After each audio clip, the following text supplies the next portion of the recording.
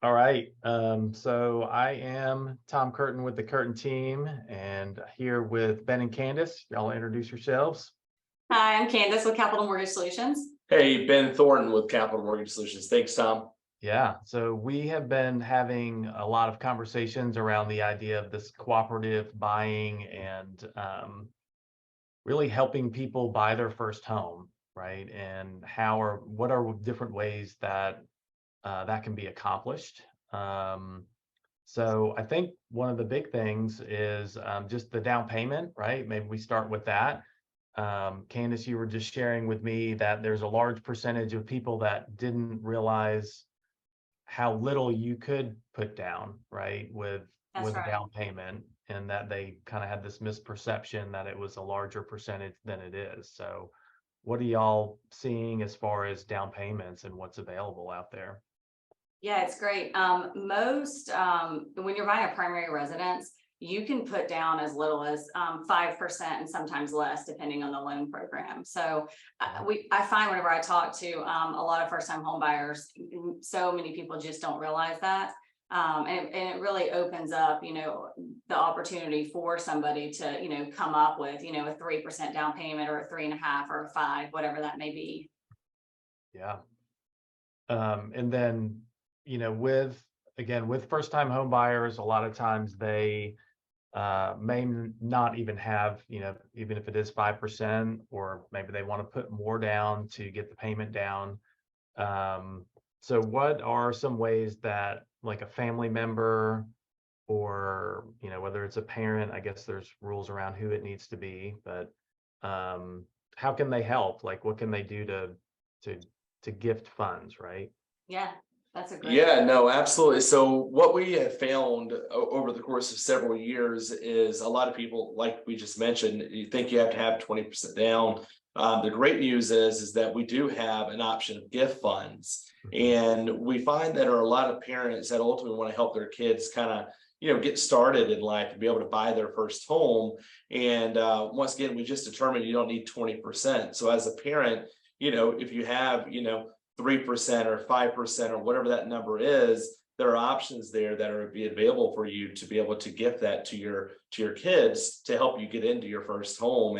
And yeah, so there's conventional guidelines around that. There's FHA guidelines around that. And FHA would probably be the more forgiving set of guidelines. Basically, that means that doesn't necessarily have to come from a parent. It could come from a owner of your company, if they were willing to help out in some fashion, or it could come from a really close friend or something of that nature. Versus conventional is slightly different, right? So conventional is going to be a little bit more particular, making sure that it is maybe a direct family member or a fiance or something of that nature. So that being said, lots of great options out there for gift funds. And once again, I know a lot of people don't know or understand about it. And that's the reason we're here today. We want to make sure that you're very well, educated in regards to your options of buying your first home. Yeah, really just opening your thinking to where that could come from and how you can make it happen. I should have said at the beginning, always consult your CPA, tax professional, but we're just here for informational purposes, right? But with that, 401k, right? Like there are options around borrowing from a 401k, right? Either for down payment or That's right. Yep. So like if you don't have, a family member or, an employer or, godparent or even, anything in that realm that would work for gift funds, a lot of people do have, money in their 401k. So they can borrow that money from their 401k for the down payment. And the great thing is that 401k, some 401k plans will, or some companies will not make you pay it back, if it's for, the purchase of a home. And then if you do take out a true 401k loan for the purpose, that loan payment, whatever it is, it does not hit your debt to income ratio. So it doesn't make you not qualify because now your debt ratio may have went up a tad bit, had you had to use that.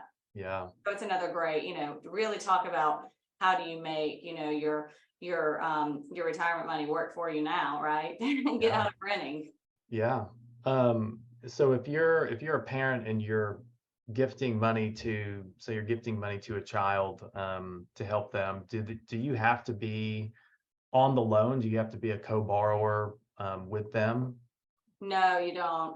You really, you just fill out, there's a gift letter. It's very, short form. Like we actually have a blank one and people just fill in the blanks. Mhm. And then the parent can either, wire or give a check or whatever to the actual, the buyer. Or, most of the time on conventional loans, most of our, family members just end up wiring the funds straight to the closing attorney. Mhm. And so it's really easy, on conventional loans, you're not having to, source the money from the parents, it just goes straight to the attorney. And that's really where our job comes in. We want to make sure that when you're speaking with, whether it's us, your lender, or your lender in general, most of us are very well educated enough to make sure that process is seamless as possible. And it's really not that big of a deal at all. Once again, we don't want anybody to ever think this process is a difficult process, because it's really not. Gift funds are very simple. Pulling money from your 401k, very simple. And like Candice mentioned, I mean, right now, there's no better time, in my opinion, to be, investing in real estate. I mean, Tom, kind of leading into that, we have a quick question for you. This is a market right now where you hear a lot of people say, should I rent? Should I buy? What are your thoughts on that process right now? Yeah, that's a great question. I mean, we're obviously proponents for buying, but I think especially for a first-time home buyer that is renting, the money that they're spending on the rent, it's just kind of wasted, right? And there's arguments out there by different gurus around, hey, what if you rent and you invest the difference on, because owning a home is more costly, but what if you invested that money, right? And their argument is that you come out better. And so I ran the numbers on that. Actually, we'll put a link to it in the comments to that blog that I wrote. But we just kind of took it out, scenario of, hey, if you buy a house now, you're getting appreciation, you're getting debt pay down, and what a difference that makes, like 7 years down the road, like how much wealth you would have built up versus just investing. Even, assuming you're getting a great return, I can't remember the numbers I used, but I want to say like 12 or 15% return if you were investing that money. Anyway, we broke it down to that point just to prove the point that, like, you're so much better off, and look how much wealth you're accumulating. And there's all kinds of studies around people who own a house and who don't own a house, and the difference in their net worth, and it really just comes down to, a home is a fixed cost, right? So you're locking in your cost of living essentially by owning that home, versus rent over time, of course, is going to keep going up. And you're again gaining appreciation. I mean, we've seen really rapid appreciation, but just the normal 4 to 5%, right? When you look at that on a $400,000 or $500,000 house over the course of 7 or 8 years, I mean, you're gaining a lot of equity built up. Yeah, and I feel like it kind of keeps that equity secure. I feel like a lot of times when you put your money into a savings account or Mhm. 401k, whatever, you might feel that urge to kind of pull it out, Yeah, right? it's a forced savings for sure. Yeah. Yeah, it is absolutely a forced savings. So I really like that. And Especially too, when you're talking about like, we were, I don't know who, this week, I was talking to somebody just here in our town, downtown Woodstock, and one of the apartments on a 1-bedroom it went up $500. I think it's up to about $2,800 for a It was a 1-bedroom apartment. yeah, so Wow. forgive my math here, but $2,800 times 12 is about $34,000 in 1 year. Yeah. And so what we're explaining to our clients, and I'm sure you're doing the same from y'all's end right now, but that's $34,000 down the drain.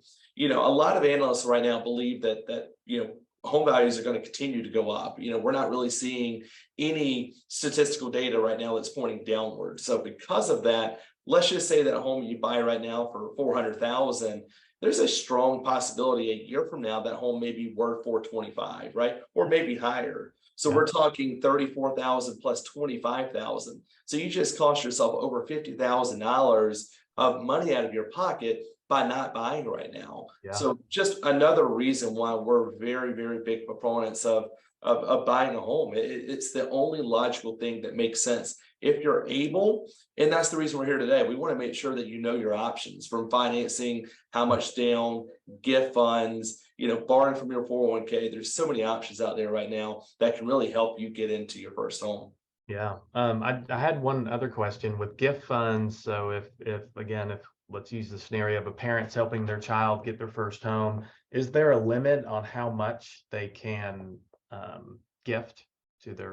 No, I mean, they can gift, I mean, as much as they want, now in terms of like the mortgage world. Now, if they're concerned about anything regarding, gift taxes, I mean, that's the CPA convo. Yeah, Right. But in our world, for guidelines, there's no max amount you can give. Now, not to spend too much time on this thought, but if somebody is buying a second home and they are getting gift funds from whomever, if they are getting gift funds of more than 20% for a second home, then they would have to have 5% of their own money, to put in. So on, second homes or multi-unit properties, there can be a little bit of changes, but on just everyday, primary residences, Yeah. family member, hey, great rich uncle. Right. Give me 50% or whatever. Yeah. Cool. Well, is there anything else that folks should think about or that they should know when it comes to maybe helping a family member? Not that I can think of. I mean, some people think, oh gosh, if I gift these funds, am I going to have to give, like if I gift my child, funds, do I have to show, bank statements and where that money came from and how long I've had it? And the answer to that is no. With conventional loans, there's no sourcing of, like me as the parent, I don't have to show my bank statements. Okay. FHA, government loans, they are going to have to show, the source of those funds, but they can do it with as little as a 1-day statement, from their bank. Okay. So, it does, some people think, oh gosh, is this really, really invasive? It's really not, Okay. Got it. Cool. Well, if people have more questions, how can they get in touch with you guys?